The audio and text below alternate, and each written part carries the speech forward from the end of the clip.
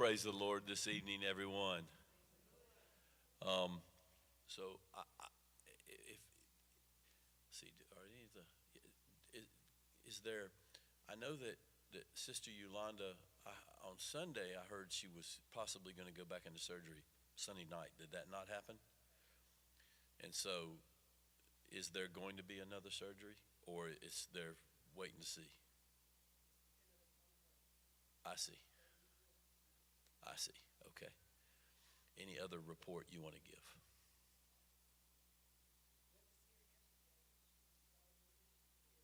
Okay. Yeah. Okay. All right. Well, certainly it's been on my mind, and our sister Yolanda is a faithful servant, and it troubles me to see faithful servants in any kind of peril, and so we do need to keep her in our prayers, as well as our pastor. I've also been thinking about how, this congregation, there's several great things about this congregation. One is our unity, that we're careful about how we treat each other and what we say to each other and about each other and how we speak of each other, and we look out for each other and encourage each other. I have been the recipient of it, and I've seen it, that's our practice. And one of the ways that we do this is by supporting our pastor. And I think deeply about how I can always be careful about every word that comes out of my mouth, and everything I do, and everything I say, and everywhere I go, and how I behave both before God, but also as a representative of this congregation. And I know that that's how you feel too. I know, I see it. And making sure that our pastor, that his arms are held up, and that he's always knows that we have his back. I know that you do this, but I just encourage you to always look to redouble your efforts in that area. He has a very hard job to both serve the Lord, challenge us, satisfy us, meet all of our needs. And he bears that job very well. But I think it's a harder job than it looks. It looks hard. It looks very hard. But I think it's a harder job than it looks. And, so it's not just that we support our pastor. It's that in supporting our pastor, that is part of the way that we stay unified and we build up the church of Jesus, so that when people walk in this door, they smell the odor of our support and our unity. They see it. And in this way, it's not so much about our pastor, it's about God and proclaiming Jesus and holding him up, that we support our leaders. And so this is not a challenge, it's just to encourage you to keep doing what you have been doing and do it even better. Okay, so regrettably, I thought the discussion last week was absolutely fantastic. I was fired up about it. I told Elder Henderson how excited I was about the discussion, not knowing that I would be standing in his place on a topic that he's thought deeply about. So I'm going to do my very best to try to finish out what he began. So I have a question to start out with. Our subject is, how do we deal with doubt? Right? That's what we were talking about last week. It is an excellent question because, first of all, it's everybody has it, and second of all, it having the right kind of doubt can be very helpful, and having the wrong kind of doubt can be very harmful to you personally and spiritually. So the thing I'd like to ask to start out with is, so there's lots of things you can doubt. You know, if you have let's say you have an uncle who is an older gentleman. He lives with your grandmother. He's always lived with her, and he's never had a job, and he has several baby mamas, and he asks for a lot from everybody. He's always asking for things, and he's not very reliable, and he comes to you and asks you to do something for him. Are you going to doubt him? Or are you just going to be like, yeah, sure, whatever you need, and just give it to him? Well, you may have some doubt. Is that misplaced doubt? I don't think so. I think you should be wary, careful. It doesn't mean you don't help him, doesn't mean you don't love him, but if he has a history of being unreliable and asking for a lot and giving little, then, maybe you should doubt him. So that's good doubt. If someone challenges you about something in your life that you need to change, if your first reflex is always to defend yourself and never to say, well, someone is giving me a correction, let me think about it. Maybe there's something to it. That's doubting yourself, right? You have a little hesitance that I'm not always right. Somebody tells me I need to change something. Maybe, I don't know. Maybe my initial reaction may be, oh, no. But maybe I just need to stop and think about it. So that's self-doubt. That's not inappropriate. In fact, you could argue that a person who never does that is prideful, and pride and arrogance are evil things. So there's some kinds of good doubt. But when we start talking about the kind of doubt that the Bible criticizes or condemns or suggests that we should not have, doubt who and doubt what is it that we should try to deal with? Who is it that we are doubting that isn't good, and what is it that we're or what is it that we're doubting that we shouldn't doubt?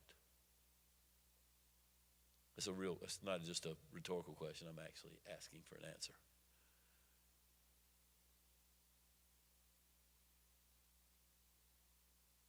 Who should you not doubt, according to the Bible?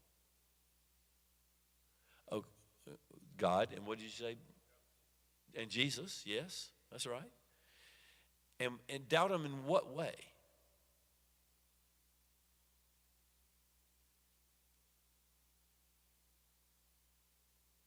How should you not doubt God, and how should you not doubt Jesus?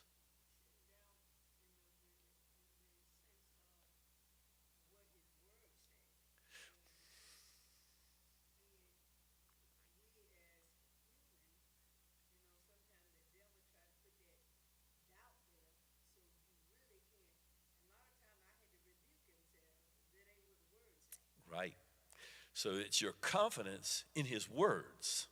And if his word says that pigs can fly and rain falls up, then because you trust the source, then you say, well, pigs can fly and rain can fall up.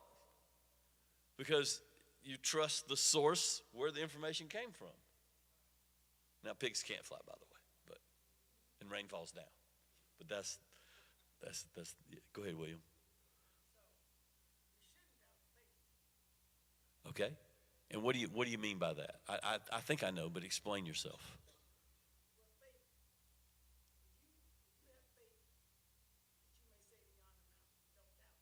Okay.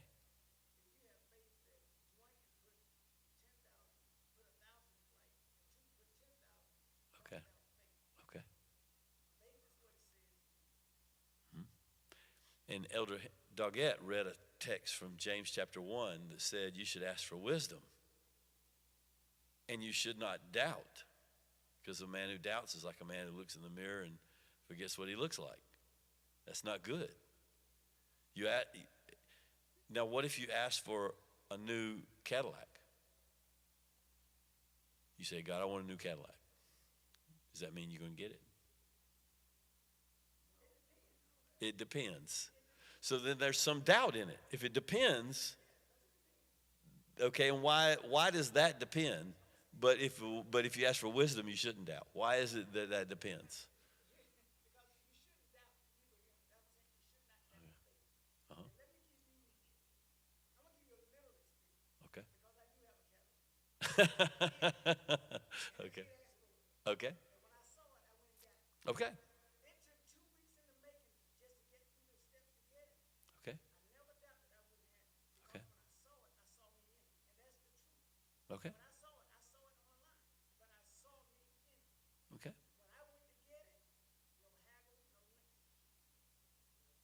Okay.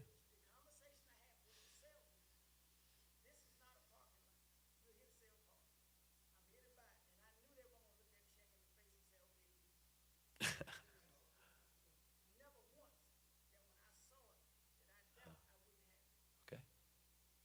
But you said it depends. How does it? You gave an example where it didn't depend. What about the part where it does depend?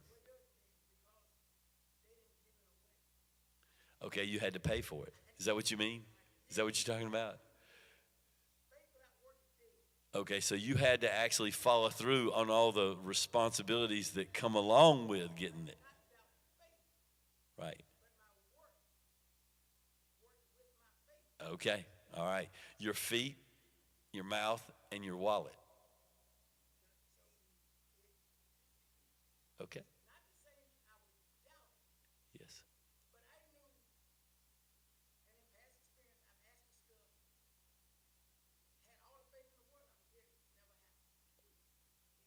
Okay. Okay. Okay. All right. All right. You just wanted it to fall out of heaven. Right. Right. Okay. Okay.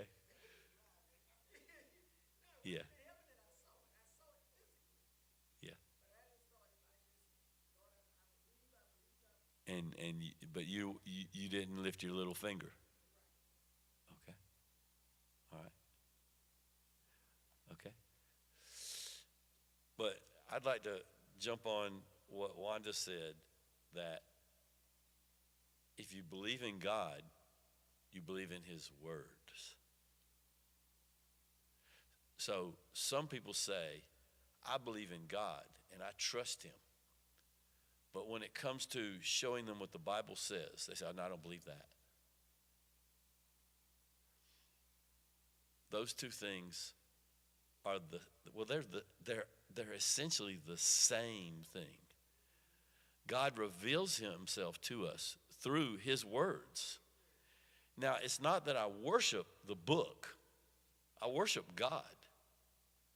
But the book contains his speech, his message. And so I trust his words. Are there any difficult things in his words? Is there anything in the Bible that you don't really like? I'm not asking you to tell me what it is. I'm just asking you, is there anything in the Bible? Are you fine with all of it? Or is some of it you uncomfortable with?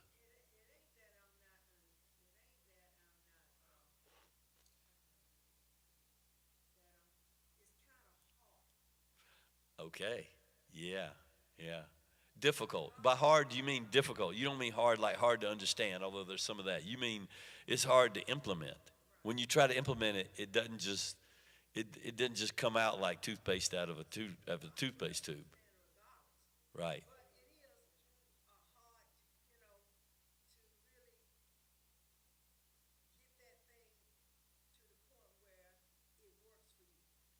Yeah.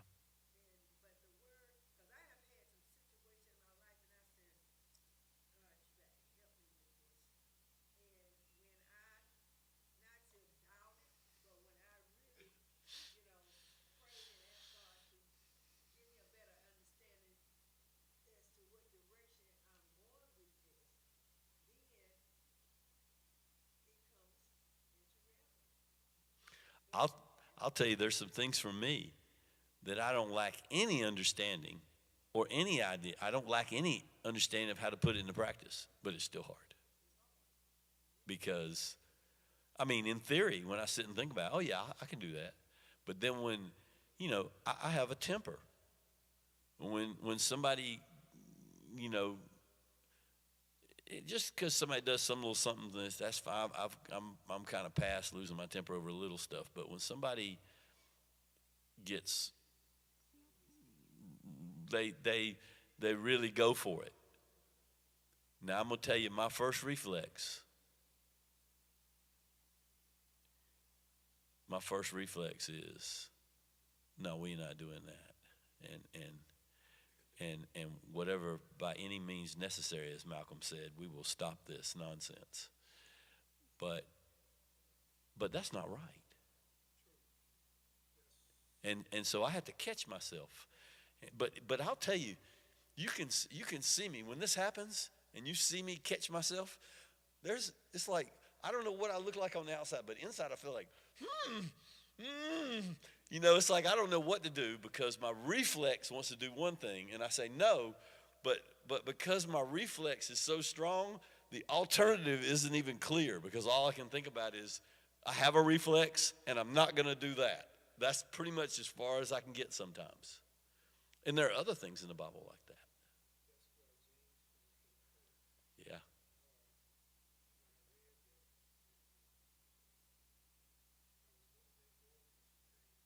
Uh-huh.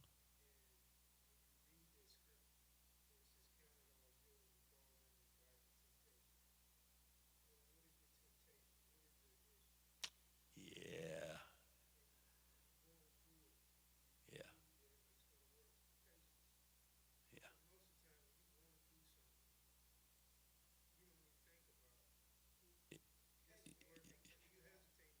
Yeah. That's why I use that word reflex. We all have, there's some things we can kind of think on our feet and deal with it, but then there's certain things when it hits you, that reflex is all this. It's like there's the reflex, and maybe there's the don't do the reflex, and then past that, there's not much. And what do you do in that situation? Yeah.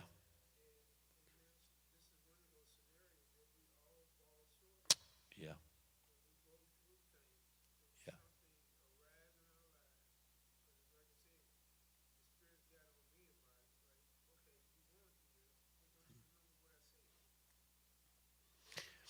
Yeah. And that's doubt. Right, exactly. That's doubt. When you haven't already prepared, you've already got your heart straight. You've already thought, well, here's my weakness. Here's what I'm going to do when that happens. And then you ingrain that into your life, and you prepare so that when the challenge comes, you're already ready for it. If you haven't done that and you give in to the reflex, or you don't know, you just stand there with like a deer caught in the headlights. That's a form of doubt because you haven't taken you haven't put it into practice. You just have an idea, but not, you have faith, but your faith has no works to go along with it. That's doubt. Yep. Yep.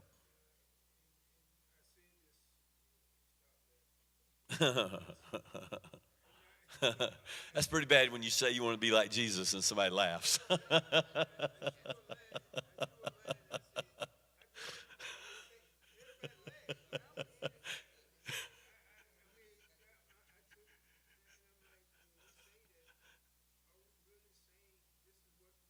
Yeah.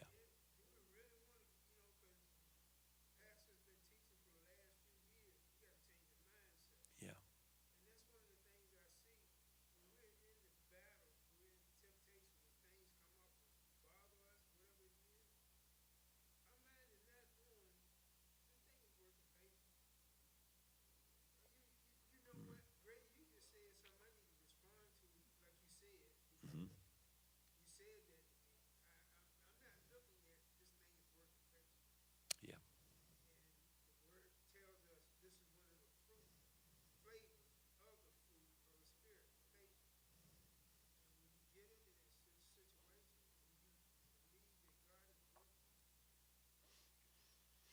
And if you don't believe it, that's doubt.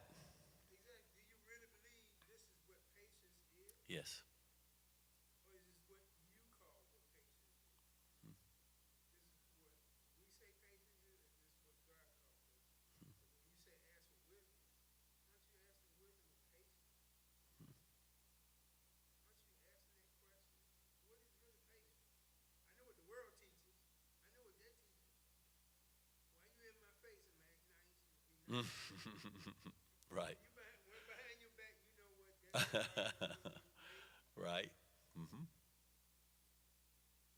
be like Jesus. Change your mind. This is something that we got to grow to. And that's what I was about to say is a process. Because a lot of things, when we go through in life, sometimes it may take 10 years, it might take 20 years, but eventually, I've noticed for myself that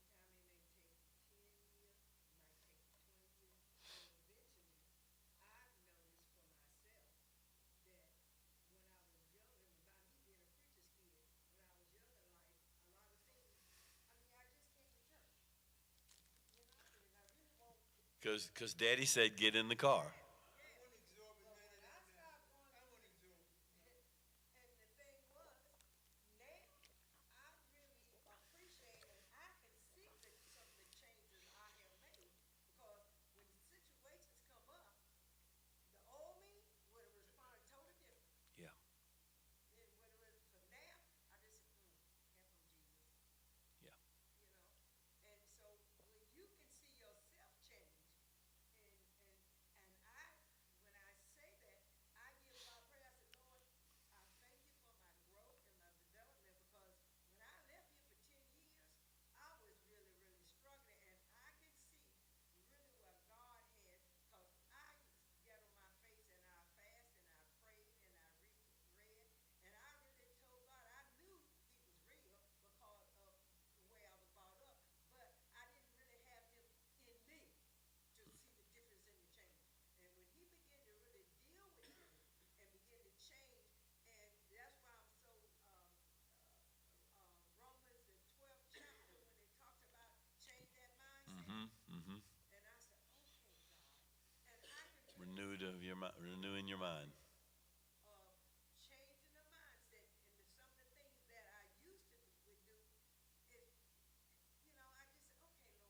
So it's a process. You just don't get there overnight. No, you don't. It's gonna take your lifetime. You really don't. Yeah. Mm-hmm. So I have a question for you.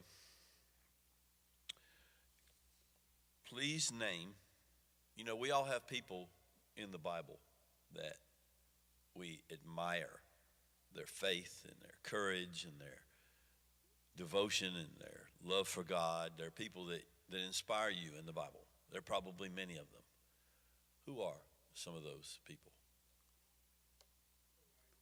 Elijah. Okay? Why Elijah? Uh-huh.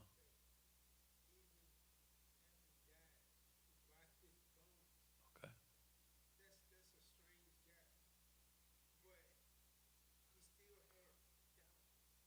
Yeah, so in 1 Kings chapter, I think it's 18, he, the prophets of Baal are showing off, and he calls fire down from heaven to demonstrate the power of God. And not only he soaks his offering, he builds a ditch and puts water on it and throws all kinds of water on it. And then he prays and calls fire down from heaven. Not only does the fire come down from heaven and light his sacrifice, it burns up the prophets of Baal. No, they killed them, but it lapped up the stone, the water, and the sacrifice. Of their sacrifice, yes.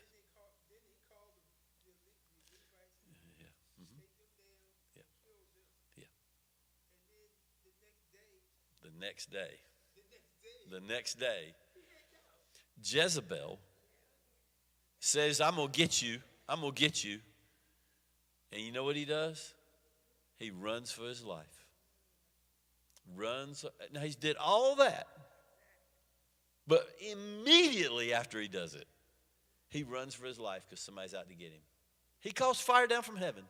But even in that, the rain, he stopped the rain. he did all kinds of things. But then he goes and he hides, and he goes to the mountain, and he complains to God that he's the only one left that still loves God. Like, there ain't no point in me. What's the suggestion? Well, there's no point in me doing all this because it's just me and you, God, and everybody else it's just me. And God says, no, that's not true. There's 7,000 that haven't bowed their knee to Baal, and he gives him a job to do. I wonder sometimes when I'm like Elijah, and I doubt, does he just give me a job to do? That wasn't Elijah. Elijah didn't say, hey, if you got something you want me to do, Elijah was going to stay right there. But God stepped in and gave him a job. What are you doing here? Yeah.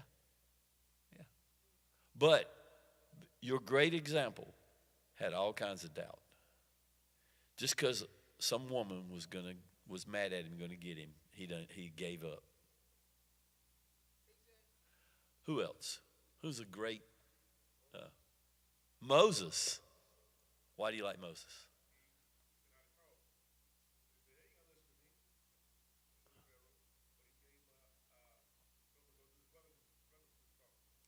Okay, but what do you like about him?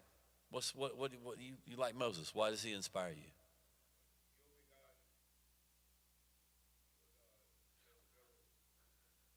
Okay, he stood up.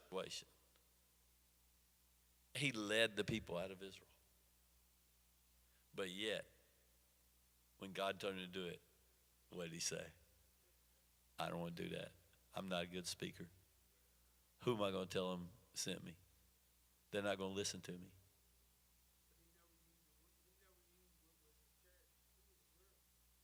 Yeah, right, yeah.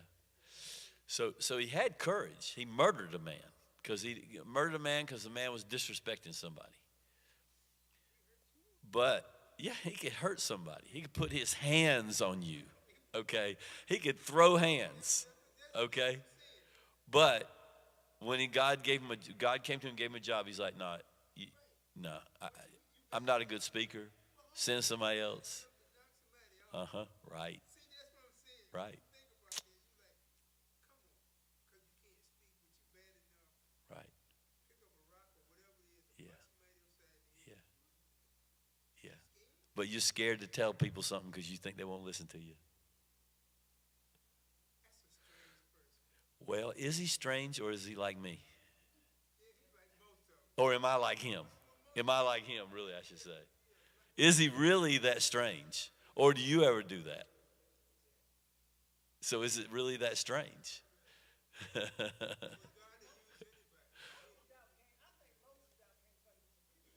Because he was what? Oh, okay. All right. Okay. But if you trust God and he comes to you and says, I got a job for you to do, how's being a fugitive gonna right?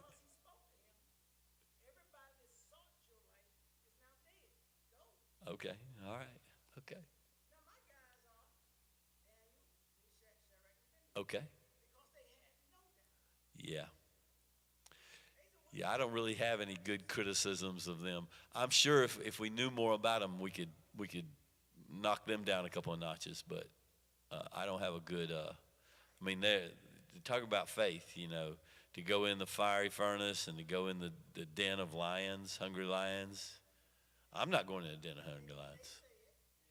If somebody said, "Hey, Graydon, there's a I go to the zoo and I want you to climb over the wall and go down with the lions," I'm be like, "No, no.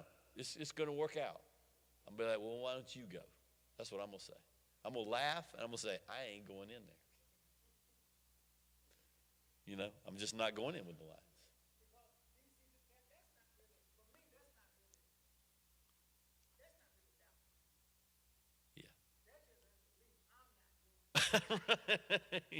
But if God told you to do it, what if you had to do it to stand up for what God said?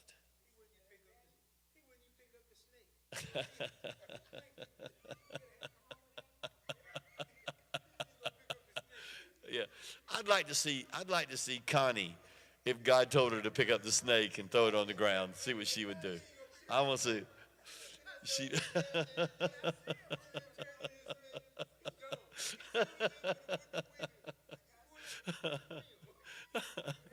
Yeah, that would be a good one for Connie. Yeah. Uh-huh. Yeah. Yeah. Okay. Another.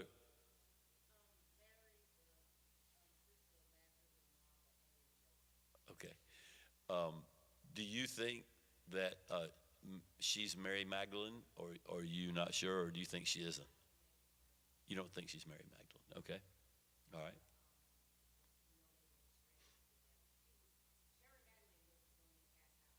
Yeah. Yeah. Okay. There's some people who think she is, but okay. I want to see what you think. Yeah.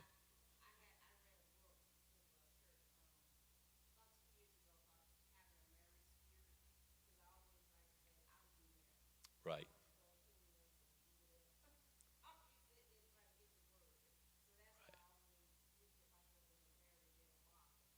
Okay.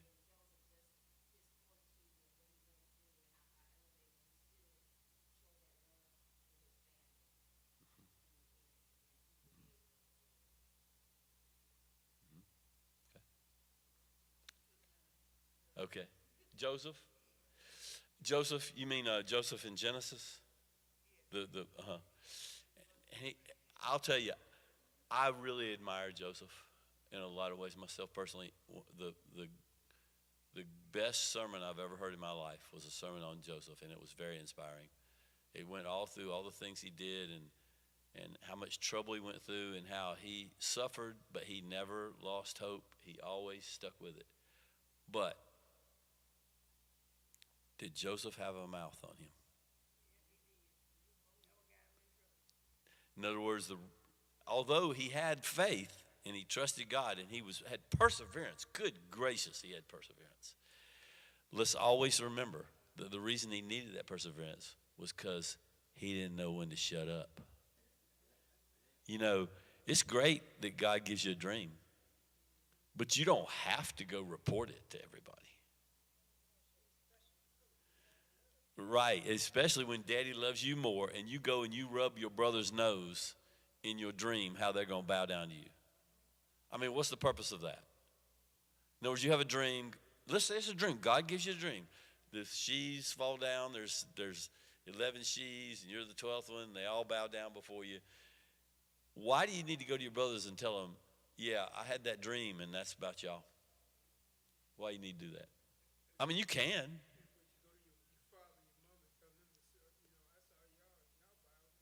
Yeah, right. In other words, you had the dream. Do you have to go tell everybody? And why? If you feel like you need to tell them, why? I think I know why. I mean, maybe not. I won't there. I ain't trying to read his mind. But I think the story is suggesting that Joseph really enjoyed rubbing everybody's nose in his success.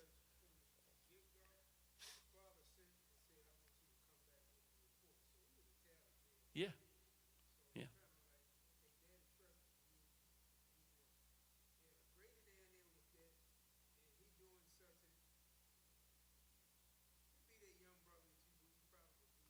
Mm-hmm. Mm-hmm.